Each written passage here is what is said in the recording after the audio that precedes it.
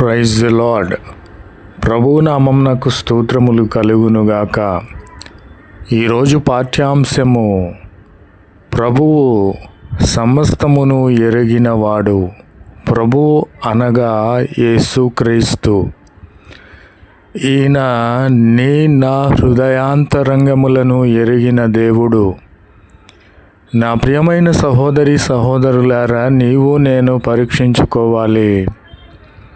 నేను దేవునికి వ్యతిరేకమైన క్రియలు చేస్తున్నానేమో, దేవునికి వ్యతిరేకమైనటువంటి క్రియలు చేస్తున్న వాడిగా ఉన్నానేమో అని మనలను పరీక్షించుకోవాలి.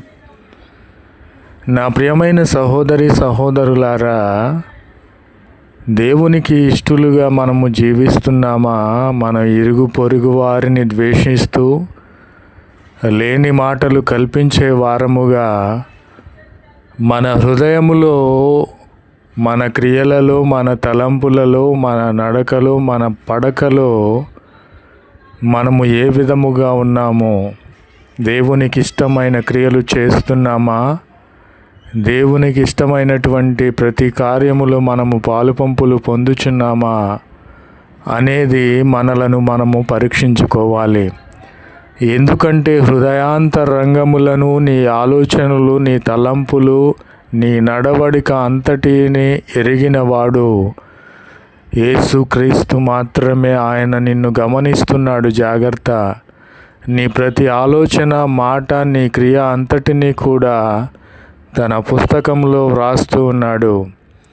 నీ కొరకు ఆయన ఒక పుస్తకమును తెరిచి ఉన్నాడు. నీవు తల్లి గర్భములో ఉన్నది మొదలుకొని ఇప్పటి వరకు నీవు ఏ క్రియలు చేసి ఉన్నావో, ఏ క్రియలు చేసి నీ దేవునికి విరోధముగా ప్రవర్తించి ఉన్నావో, మొత్తము నీ జీవిత హిస్టరీ మొత్తము దేవుని యొద్ద వ్రాయబడి ఉన్నది. జాగ్రత్త. కనుక ప్రభు అయిన క్రీస్తు వారు సమస్తమును ఎరిగిన వారు కనుక ఆయన నా క్రియలను రాస్తూ ఉన్నాడు. వాని క్రియలకు తగినట్లుగా ఆయన ప్రతిఫలం ఇయ్యబోచున్నాడు. ఆమెన్. నా ప్రియమైన సహోదరి సహోదరులారా, నేనంటాను, కొన్నిసార్లు మనము నోరు మూసుకొని మౌనముగా ఉండుటే మనకు మేలు. నోరు మూసుకొని ఉండుట మనకు మేలని నేను తెలియపరుచుచున్నాను. ఎందుకంటే మనము దేవునిలో ఎదుగుచున్నప్పుడు, ఆత్మీయ స్థితిగతులలో ఉన్నప్పుడు, దేవుని చేత ఆశీర్వదించబడినప్పుడు, మన శత్రువు అయిన సైతాను వాడి సమూహమును మన యొద్దకు పంపించి మనలను పడగొట్టాలని, మన ఆత్మీయ స్థితిని దిగజార్చాలని, దేవుని దగ్గర నుండి మనలను దూరము చేయాలని వాడు వలలు వేస్తాడు. వాడు పన్నాగములు పన్నుతాడు. వాడు ఎర వేస్తాడు. కనుక కొన్నిసార్లు వాడి మాటలకు, వాడి తలంపులకు, వాడి శ్రేష్టలకు, వాడి ఆశలకు మనము లొంగకుండా కొన్నిసార్లు మన నోటిని మనము మూసుకొని ఉండాలి. ఇది మన క్షేమము కోసరమే. నా ప్రియమైన సహోదరి సహోదరులారా, మన పరిశుద్ధ గ్రంథమును మనము పరిశీలనగా చదివినట్లయితే ఎందరో నోరు జారి తమ ఆత్మీయ స్థితిగతులను కోల్పోయిన వారున్నారు. ఆ స్థితిలో నీవు నేను ఉండకూడదు అని ప్రభు అయిన క్రీస్తు వారు ఈ వాక్యమును మనకు బయలుపరిచి ఉన్నారు. కనుక నీ శత్రువులు నీకు ఎదురై ఉన్నారా?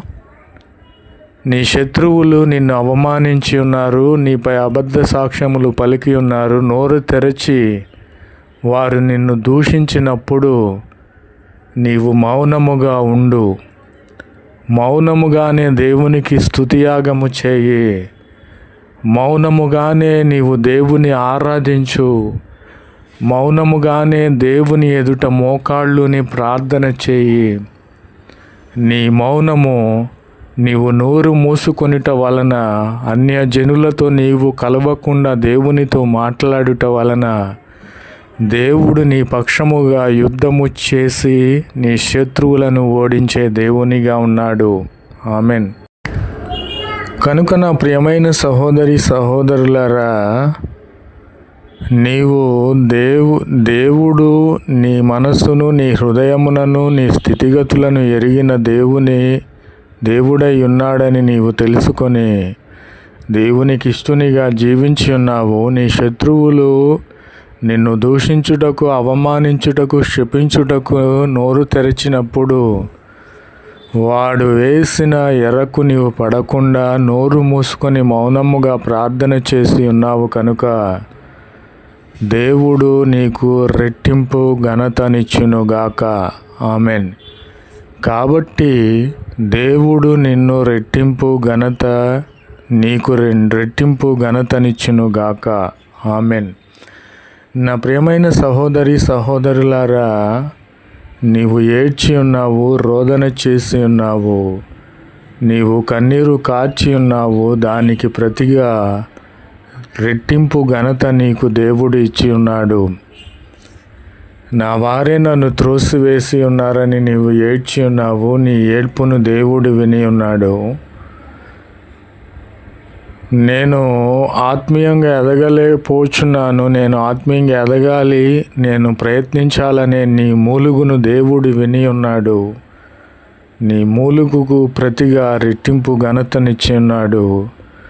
ఎక్కడైతే నీవు అవమానించబడ్డావో, ఎక్కడైతే నిన్ను త్రోసివేసి ఉన్నారో దానికి ప్రతిగా దేవుడు నీకు రెట్టింపు ఘనతనిచ్చి నిన్ను అక్కడే హెచ్చించి ఉన్నాడని ప్రభు పేరిట మనవి చేయుచున్నాను.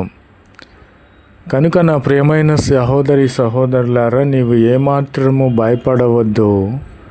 లోకరక్షకుడే యేసు క్రీస్తే నిన్ను నన్ను రక్షించిన, పుట్టించిన, పోషించిన, ఆశ్రయము కలిగించిన దేవుడే నీ పక్షముగా ఉండగా నీకెందుకు భయము?